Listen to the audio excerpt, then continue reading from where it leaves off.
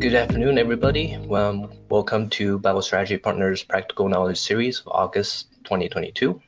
Thank everybody for joining us today on the topic of creating effective marketing strategies for your technologies. And we have a very wonderful panel for you today, as well as a very good moderator that's one of our board members.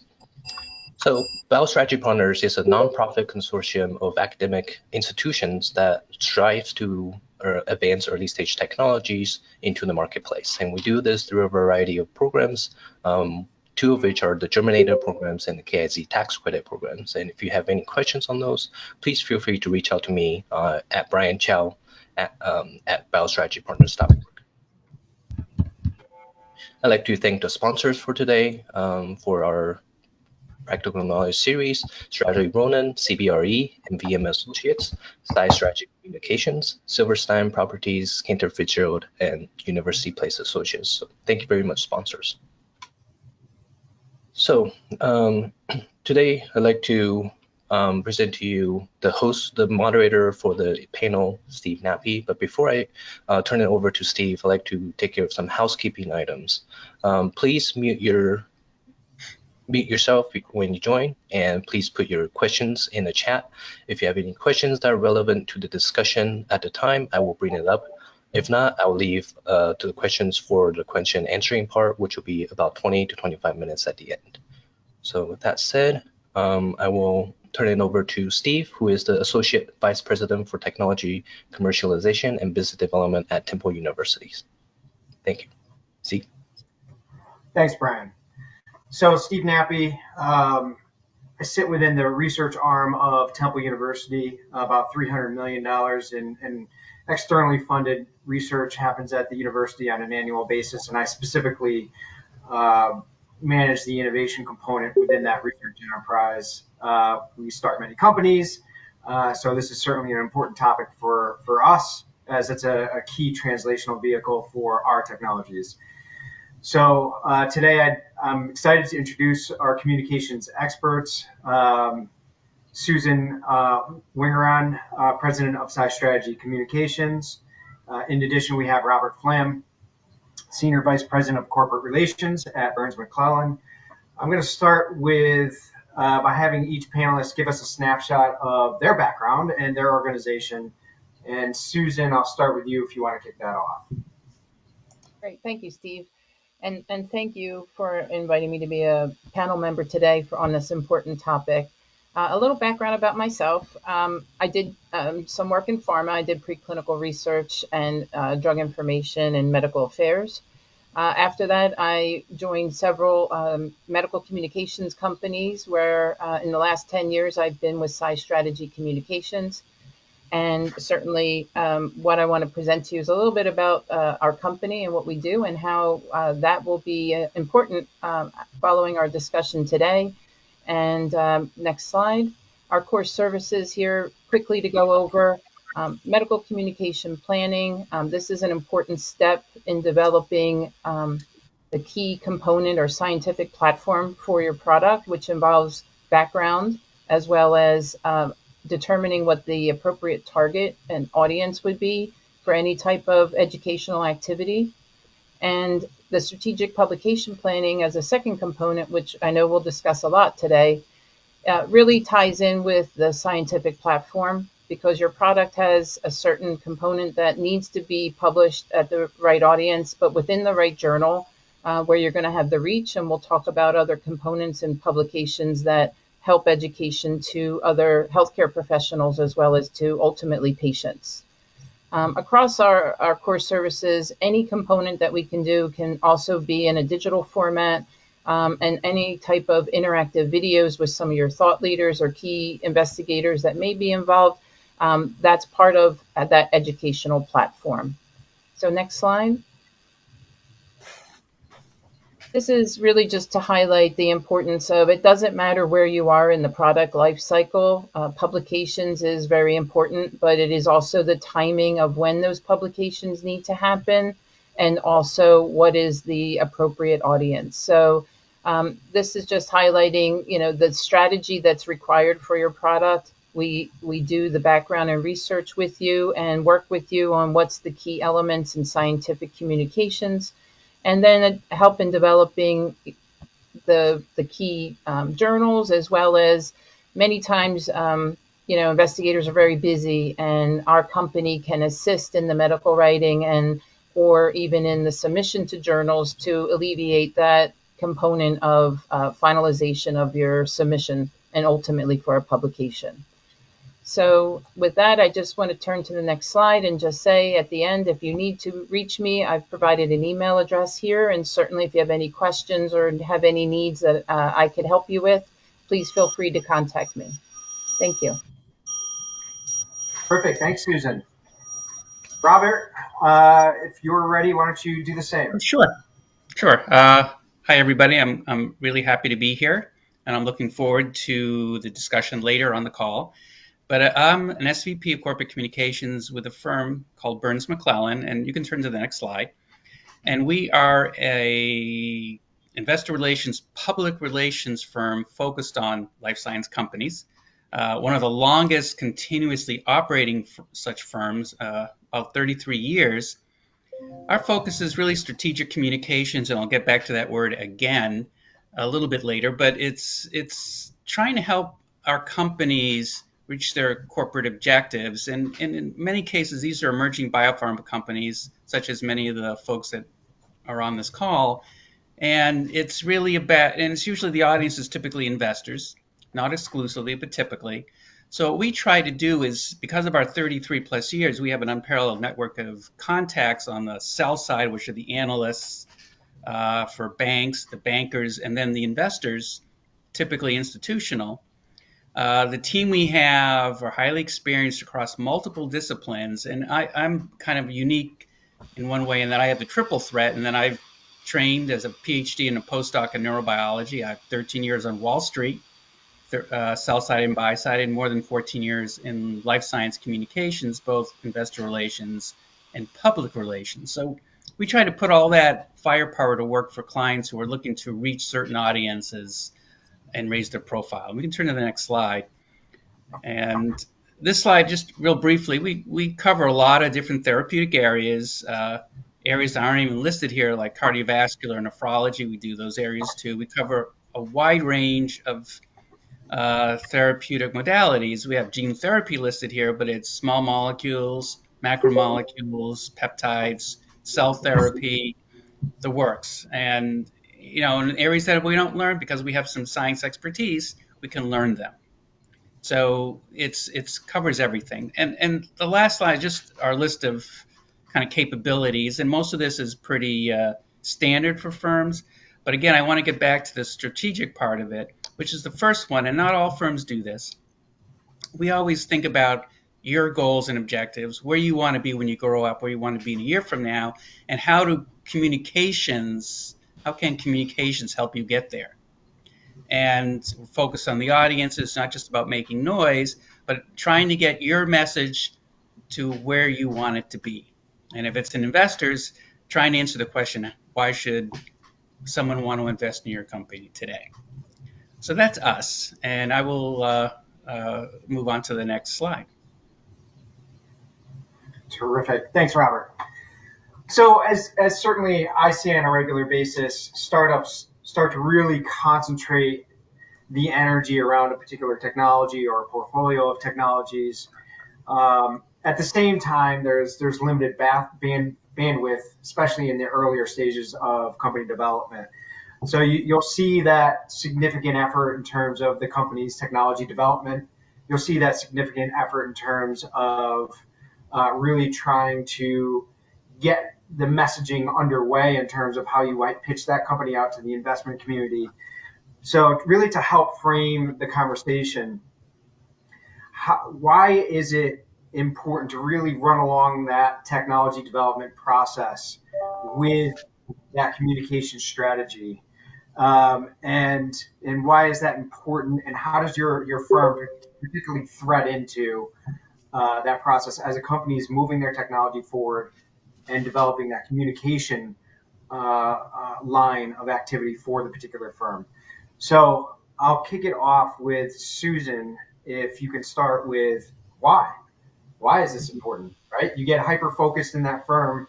Why is this an important asset or important activity for the company to start with in its efforts? Yes, that's a very important point, and I think one that we can certainly spend time, today discussing. And the most important aspect is to understand where your product will fit, where it fits today with the current landscape, with future competitors. So it is doing that background research and knowing, what ultimately will your product be used for. And then also it's knowing, eventually what unmet medical need will that fulfill. And and along the way, what's most important as well is understanding the mechanism of action of your drug versus your other drugs, current competitors or future competitors.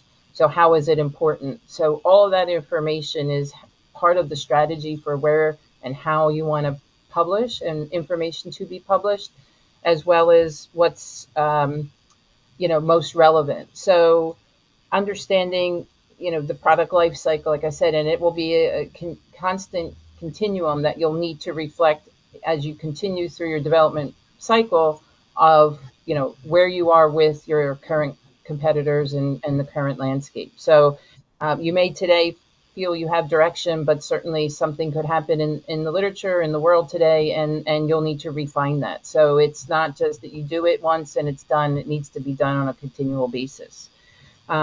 So that's the most important aspect that I feel, as far as what we can do in providing that background and where your product would fit.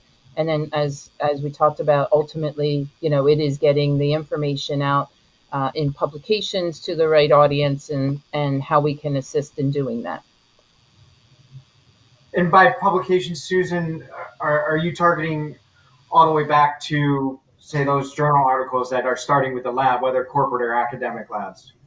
Is that Correct. correct? Yes, Okay. that's correct. At any aspect, if it's at your institution, to further development, or if it's early research, our goal is to help with where is the right place to publish, as well as understanding your current competitive environment for your future indication. Great. So, Robert, as we start to really focus in on that, really gaining that understanding of how the technology approaches that need and articulating that, tell us from your perspective now how the strategy works in terms of why it's important and where you come into play in helping to really enhance and maximize the effectiveness of the communication. Okay. Well, let's first look at put these companies in context. We typically work with small emerging companies, no product sales, high capital needs. Sometimes even the management team is still being built out. So, the next financing is often uh, when we talk to new companies, it's often what the company is trying to achieve. Uh, so, what we want to do on our end is kind of better understand the story, but also be able to communicate a story that's compelling to that investor audience. And what's compelling to an investor isn't necessarily compelling, or to an academic isn't necessarily compelling to an investor.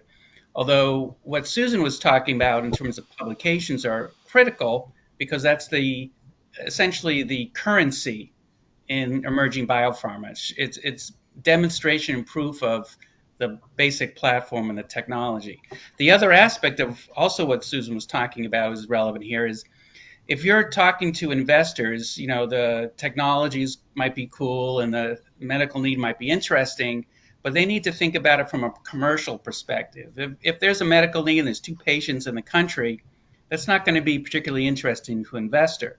Or if it's something that's insanely impossible to make and has no way to address the patient population, that's not of great interest either. So you need to think through uh, how all those other parts of drug development, not just the patient need, but the manufacturing and the patient population is going to be relevant. And that needs to be in your story, in your corporate presentation. You have one shot with an investor. So you got to make that case that not only what you're doing has a serious medical need that you're addressing, but that it can be you can turn your technology and your science into a product that's commercially viable. That's absolutely critical. So I hope that answers the question, Stephen. Yeah, and maybe you can expand a bit, and Susan, feel free to jump in, because what I'm hearing is you're almost creating a storyboard. So you start back with strategy, and you have maybe those earlier scientific publications as the initial communication lines that are coming out of a research program. But really then, Robert, when you get down to trying to lure that investment in, that is one piece of the equation. So maybe you could talk about some of the key elements, various communication pieces that end up coming into play, that make an effective investment pitch, right? So you have those early scientific works, but what is that? What does that storyboard typically look like in terms of the collection of works, Okay. right? Well, there's several components. Obviously, the science and the publications are one, and Susan had brought that up. There's the path to market, which I had just mentioned in terms of the ability, something that's commercializable and viable as a product. Other aspects that a company or investors are going to look at is the management team. Do they have the skill set to bring a product to market, which we all know is insanely difficult? Have they done it before? This is often a question. Do they know how to raise money? These are all questions that investors may ask. They'll certainly look at the profile of the management team to see if they've done it in the past. In many cases, early stage companies started by academics that often have an academic bent to it. And I'm being an academic and a science nerd as well. I get it. But there's something to be said about at some point having someone who's like a professional CEO bring the company to the next level. And that gives some street cred. Other parts of this, of course, are intellectual property. It's great to have great science, but if you publish it and now it's belongs to the world, that's not going to be overly helpful for a company that's looking to sell a proprietary product. And then beyond that, it's timelines, the amount of money you need, when you think you're going to get stuff done, and getting it done on schedule, because investors are going to see, can you hit your promises, plus or minus a little bit, right? And then how much you need and to use the capital wisely. So investors understand what their money is being used for and how it will be used. So there's all these different pieces that come into place that make a totality of an investable company. So I think we lost Stephen. I think we did.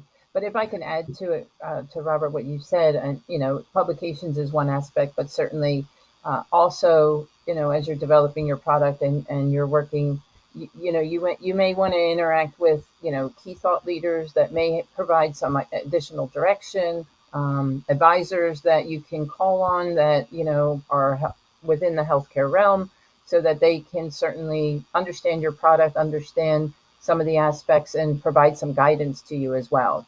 So certainly, in our role, it's working with any type of thought leader to provide thought leaders that we can reach out to that perhaps could help with advising you in some aspect to better understand the technology, and to help then in Robert's world for those investors and ultimately any type of larger companies that would be interested in your product. So the publications, as you said, is a key component, but that you can have other influences from outside experts as well as you're in that journey, in your need for further investments to further do clinical trial research. Yeah, and I would second that. I think having a group of KOLs available for investors to speak with, if that's something that will get them to the next level, is important. It's also important that these are folks who can really talk about the medical need, maybe the technology. You don't want people who are just shills for the company. That doesn't help on credibility. But it really provides context for them to make decisions. Another aspect of this, since we're talking about basically communication tools, is your website, your corporate presentation. Often there's a confidential deck and a non-confidential deck. The non-con deck is really about less being more. It doesn't have to be everything. It should be 20, 25 slides. The goal of that deck is to get people to go under CDA to see the confidential stuff. That gets them to the next level. You don't want to have too much in that first step. And then the website is an intriguing tool because it also depends on your stage, right? If you're still kind of, and I think we get to this a little bit later about being in stealth mode, you may not have very much there beyond the fact that you're this existing organization, and you may not have much more on there. And then as you get the IP and you're ready to emerge, then more things come on there. But you have to think about that strategically. Everything is strategic, and how you emerge and grow as a company and how you present yourself to the world. To add on to that, Rob, there's an audience question from Todd. How do posters and other conference publications fit into your planning? Again, posters and presentations are part of that currency that I talked about. It's the street credibility that you're a real life science company. You're in the mix with the academic world, the biomedical world. You're not only saying that you have data, but you're presenting it to your peers who could love it or shred it, right? And that's really important. Now, the one sideline to academic presentations, particularly posters, and this gets down to, what's proprietary and what's not. And although it's a public company thing, it's a non-public company thing as well. You get all kinds of people coming to your poster. And I think it's important for the management team and the company in general to decide what's discussable and what's off limits to communicating to the public. And that public is other scientists too, by the way. It's not just if you have reporters or investors coming to your poster. So it's important to lay out the boundaries in advance when you're doing presentations so that whatever you talk about with one person from one sort of interested group to another, it's the same. And stuff that shouldn't be talked about any. And even if you have someone who you're working with, you're in a public space in a poster, and they're all people listening in, so you always have to be careful about that. But that's all important. Posters, papers, presentations, anytime you're out there in the mix talking about your story with academics, clinicians, investigators, there's always other people in that audience. It's always a good opportunity to tell your story. Brian, I don't know where you picked up when I dropped off, but of course my internet has never been a problem until right now. We just finished covering the first part, so we can probably go on to the second part about the academic labs. Okay. Yeah, and for those companies that are really spinning out of the institution, taking the research, they're now wrapping around an asset that the university's licensed out in many cases to a startup company to further develop and raise money around. What are some of the balancing acts from a communication perspective that the firm should be aware of? I don't know if you already touched on it, but certainly I think you did. IP and timing, but also there are contractual requirements, right? You can't just go out and freely use names. Maybe you could bring through some of the checkbox items that you want to make sure that you think about before that communication leaves the door. Whoever wants to jump in first, Susan?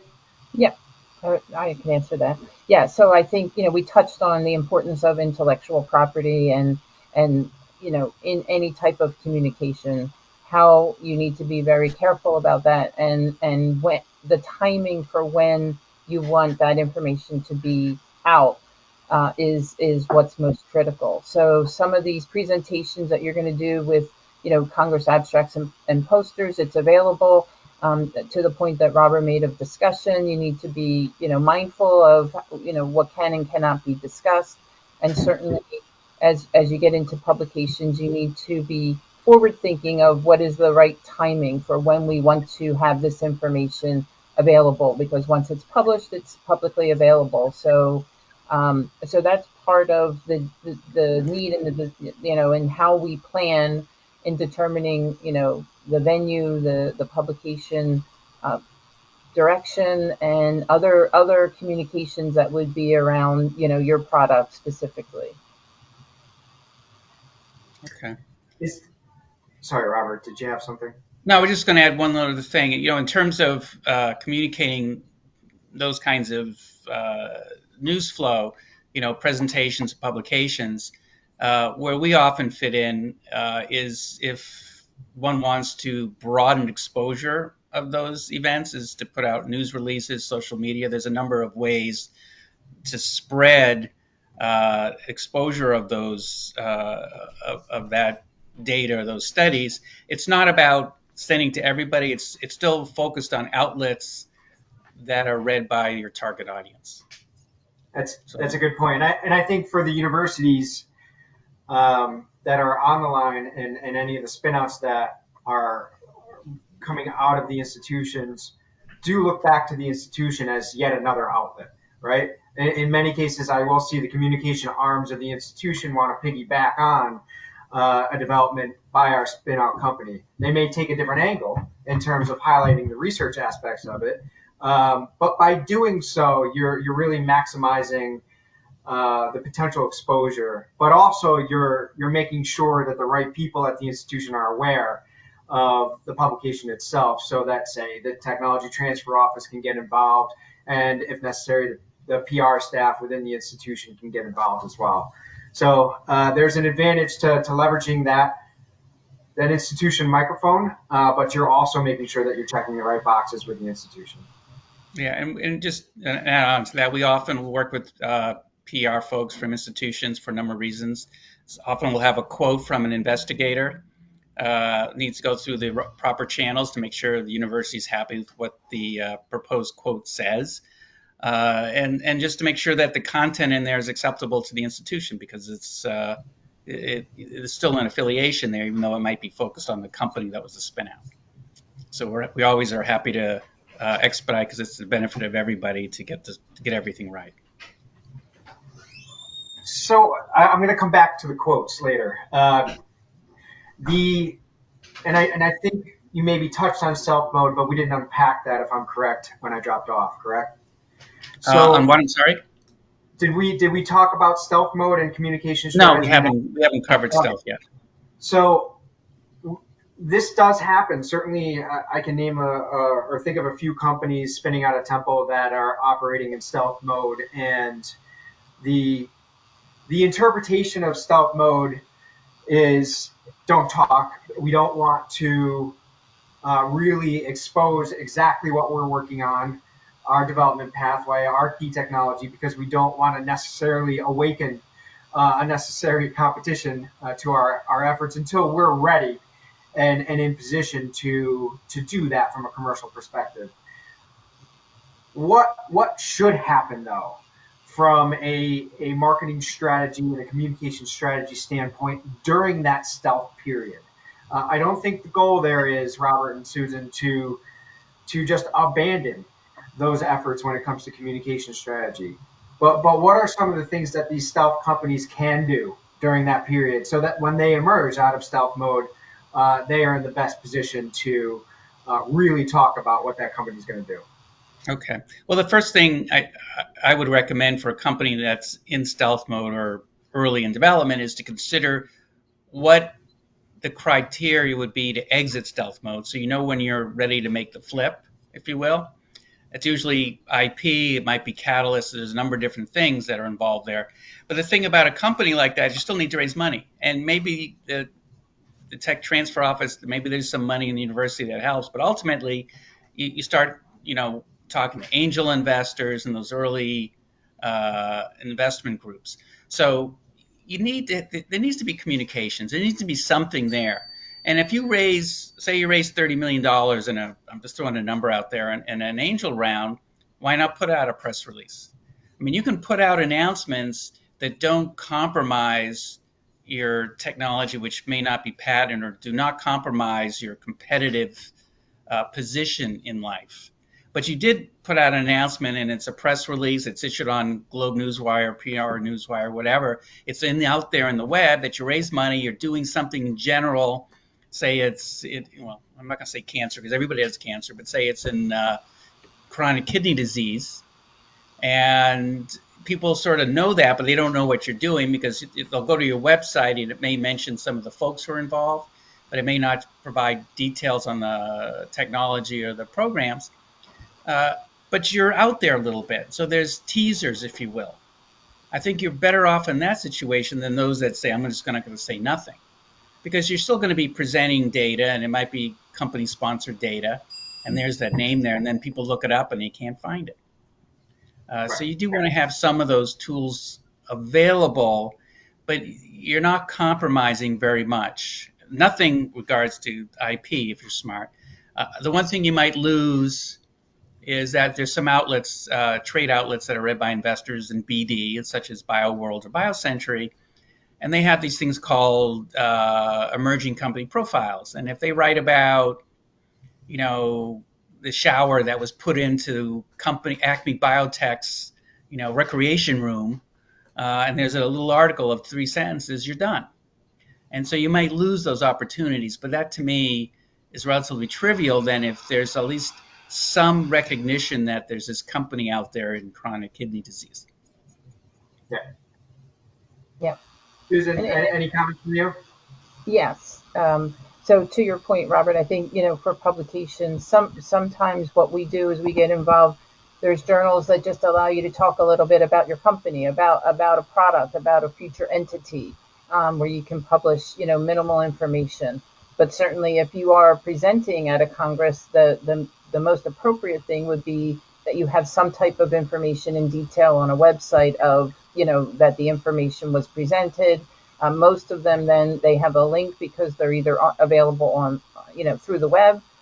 So the information is there, but certainly in addition, you know, at some point when you're ready to come out, but as we talked about, if you're engaging thought leaders for some big, input to, the potential opportunity there, if you are moving out of that, then, if there's a trial that there's a trials in progress paper, there's journals that publish various aspects of product development, whether it's, early on or, later stage. So I think, we, in working with you, we need to determine at what point are you coming out of stealth mode so that, there is some bit of noise and communication about it, but certainly then we're preparing for, when you're ready to come out. So those publications are hitting at the right time. Brian, there is a question on topic. I don't know if we want to address that now. Why don't I go? Yeah, sure. Is it the one from by Mitch?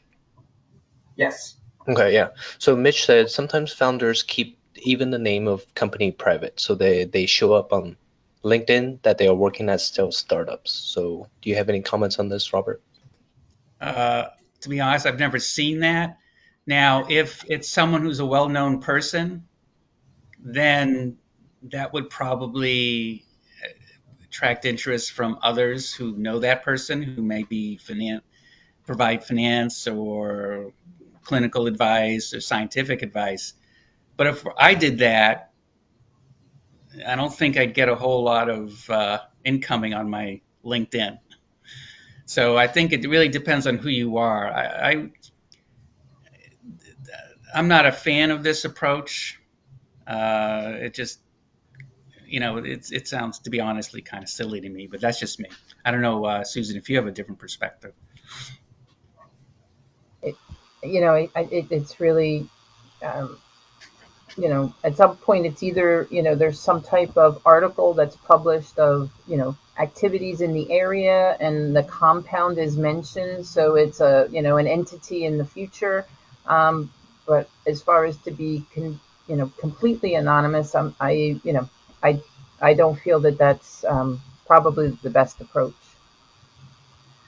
Yeah. So therefore, really, the person's banking on recognition of maybe their own track record without, and they're building, I guess their strategy being, I'm working on something new.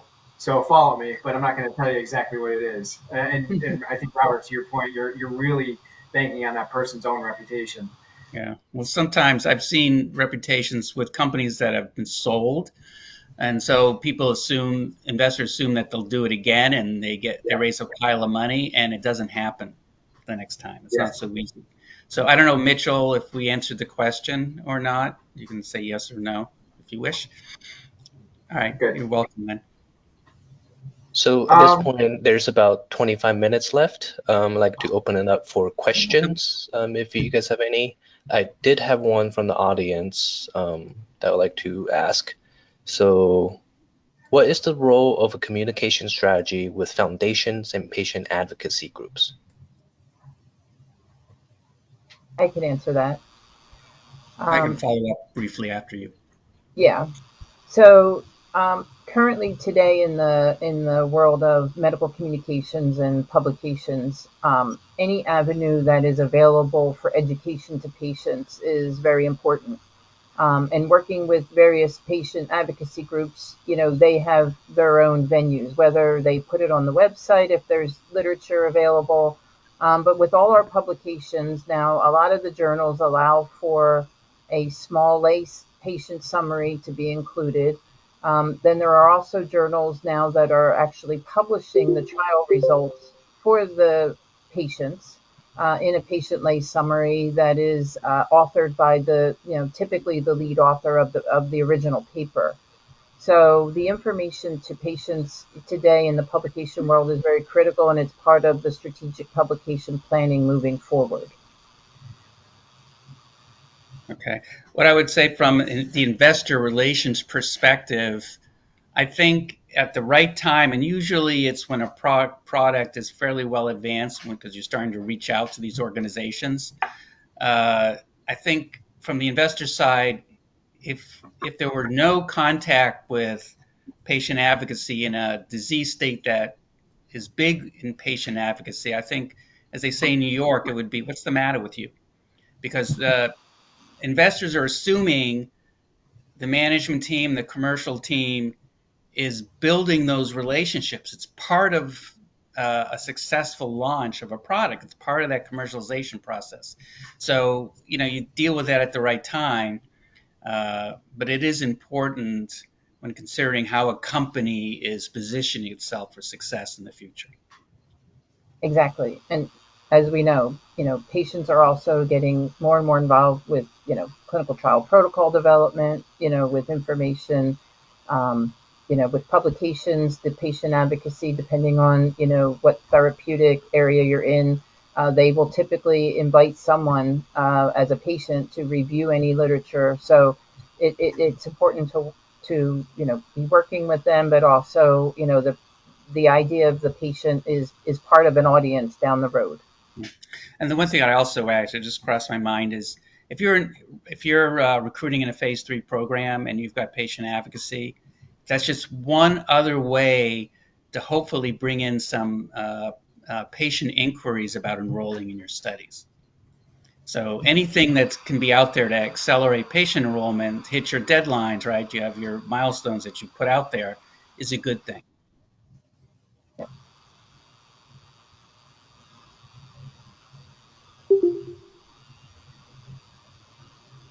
Is there another So question, Brian?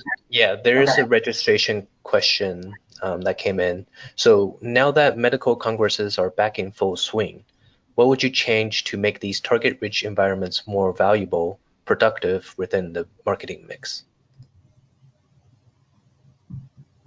I mean, I can start. Susan, you want to start? Because it's Yep. relatively limited for me. It's relative here.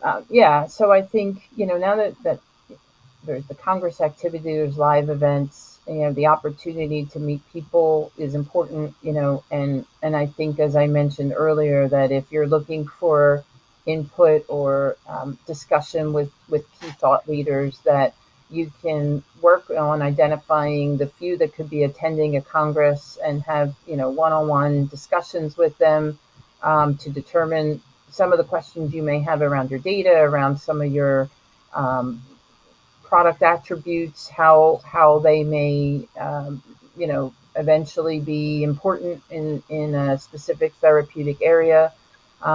But live engagement now, I think it's very important. But I think we're still feeling the fact that people, whether these meetings now will be still in high attendance going forward. There are avenues that you can certainly provide on your websites or a separate website to provide communications to those who aren't in attendance and to get some feedback from them.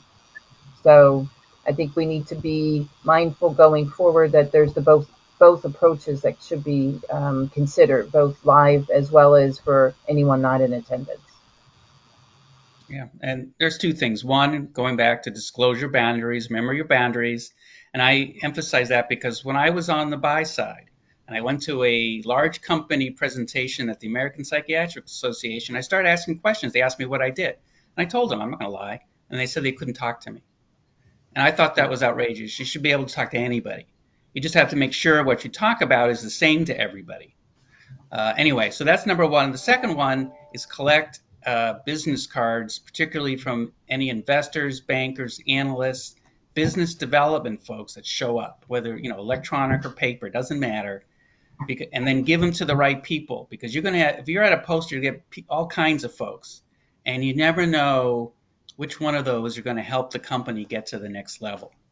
And then get those cards to the right folks, and then follow up.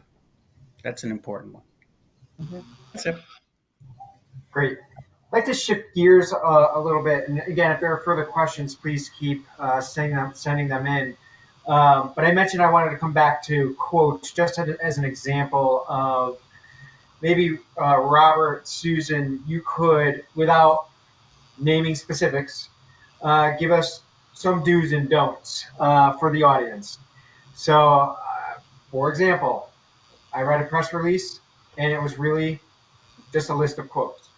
Is that an ideal balance of how you want to structure a press release? Because again, in generating these, I think people feel like they want to give credit to a lot of people, and dealing out quotes is certainly one way to do that. So how do you strike the right balance? What's the wrong balance? Another example, you're flooding the market with too much communication.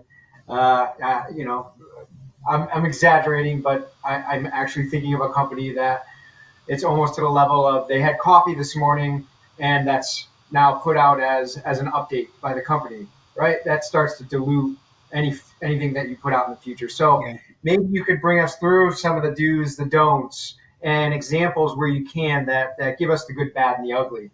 Okay, From I your can do that. First of all, if it's really good coffee, it might be deserving of a release, as long as it has where the coffee shop is. Look, There you I go. mean, the way to think about press releases, and we deal with it a lot, and unfortunately, I don't have oh yeah, there is my email address, and it's hard to read under that, but it's there if you have any follow-up questions. But the way to look at a news release is it's an opportunity both to communicate your news, but also your story.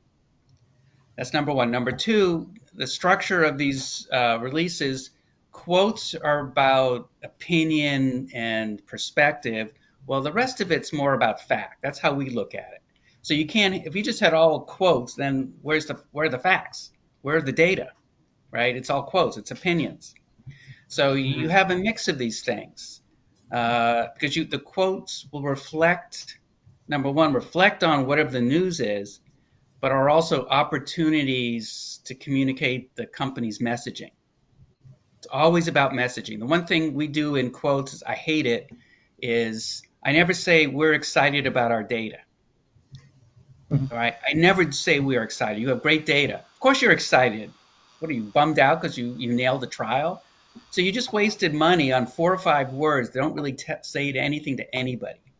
So I'll often use quotes, and then some of my companies like to say we're excited anyway, and they're the boss, right? So we go with it. But I always use quotes to message. Then when it comes to investigator quotes versus company executive quotes, we typically like to use the investigator to talk about the medical need, maybe the data, but the medical need in the context. It's not for the investigator to be a shield for the company. The executive, the CEO, the CSO can talk about what this means for the company and the next steps and the opportunity, both medically and commercially. That's for the company to do. Let the investigator set the context of why this is important and could solve an important medical need. So those are the main things about quotes: opinions versus facts. Don't let your KOL be a shield for the company. Let the CEO be the shill. And then make sure you use those quote opportunities to put out the messaging on the company. Great. Susan, any thoughts? Well, I can just say, in our world, we're data driven. So it's the data that's going to, preempt what we're writing, what we're presenting, what's in a publication. So, we don't typically use quotes.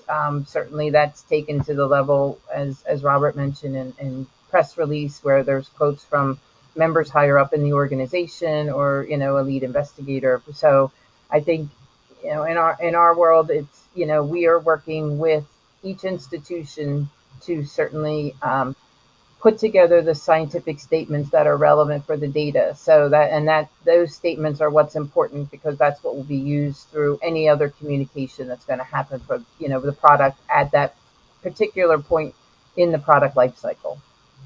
And I'll second that, because in a press release, if it's about data, the data are the data, and it's important for the company's credibility to say it like it is, in the data section, in the factual section. Absolutely critical. Yep. So we're the same as Susan in that regard.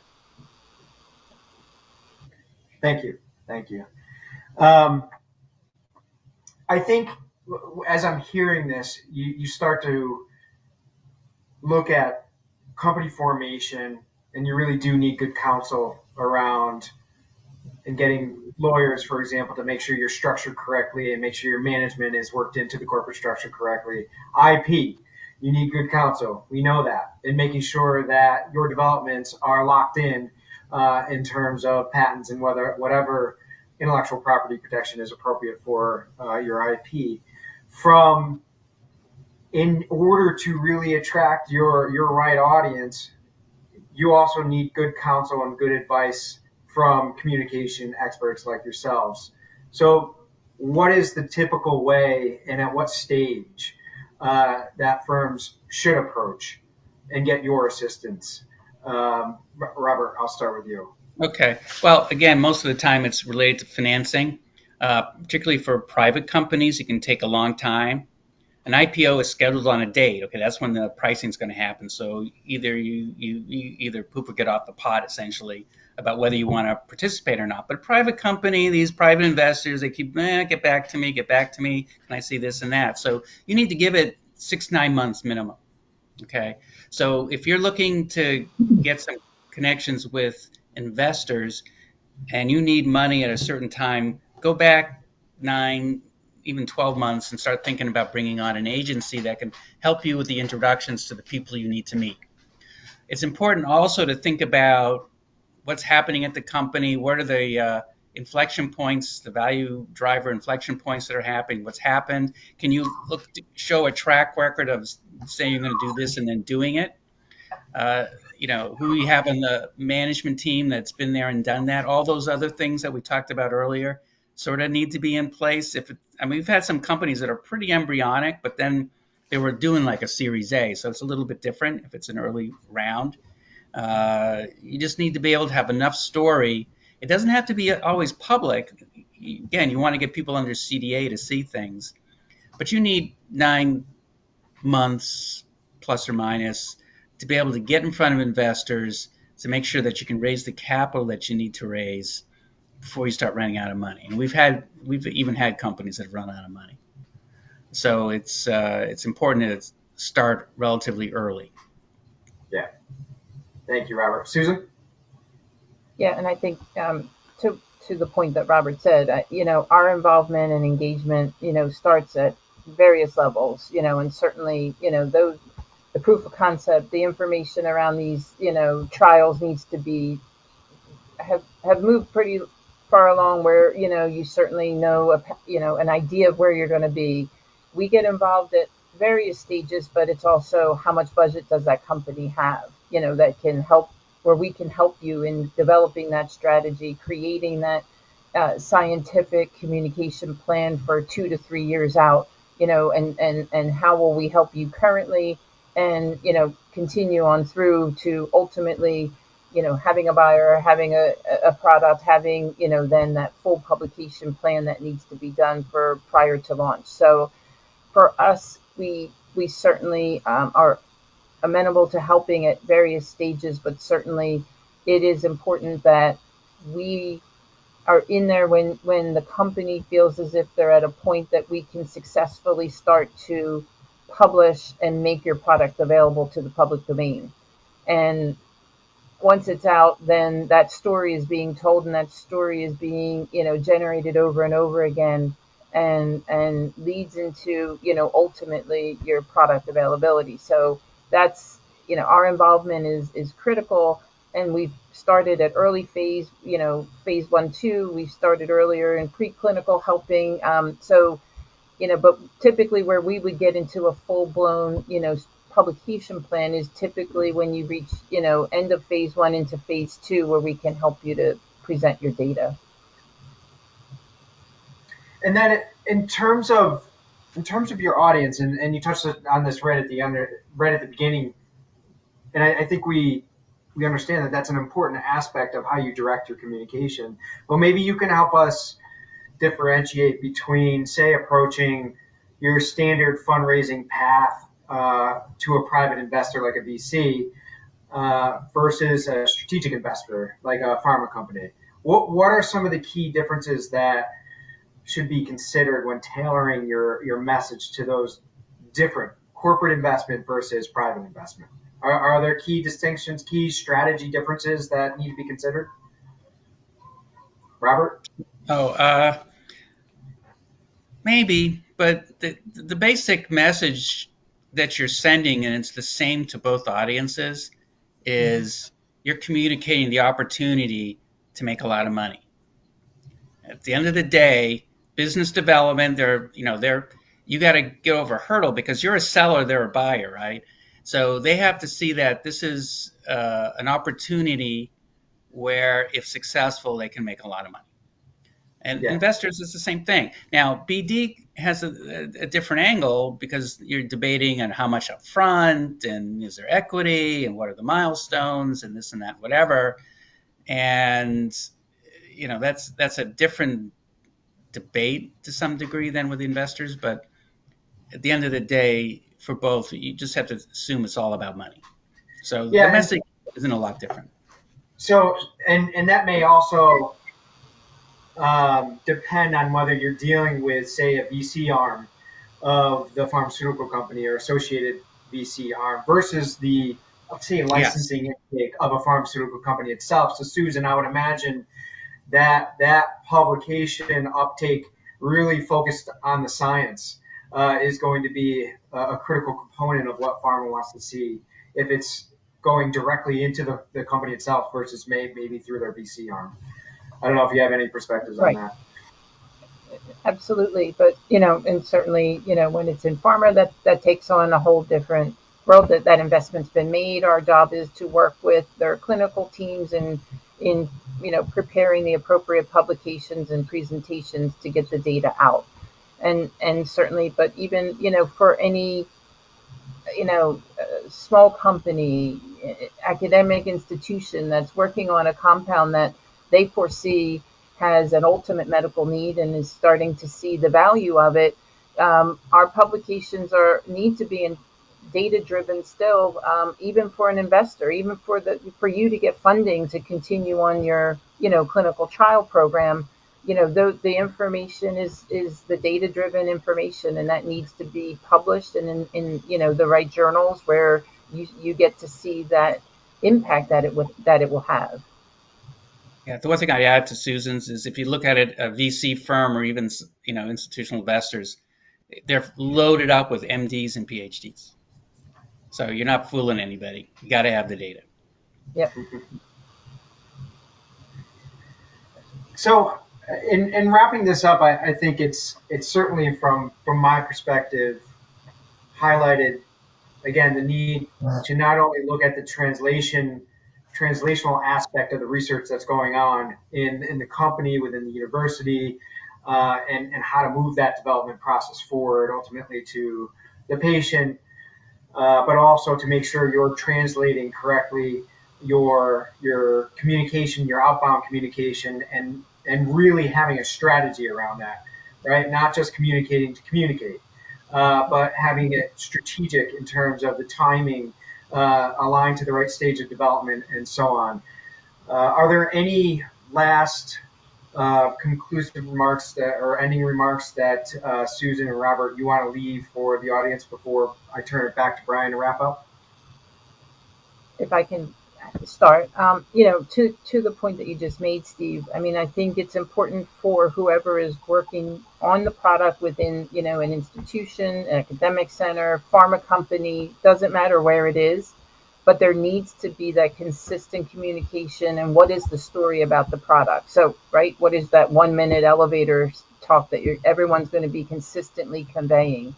And along the product life cycle, that could change, but certainly it's very important, and what our company does is to help in defining what that is and making sure that that communication is consistent, because you don't want something to be communicated in one publication, something to be different in another publication or a presentation, press release, whatever that may be.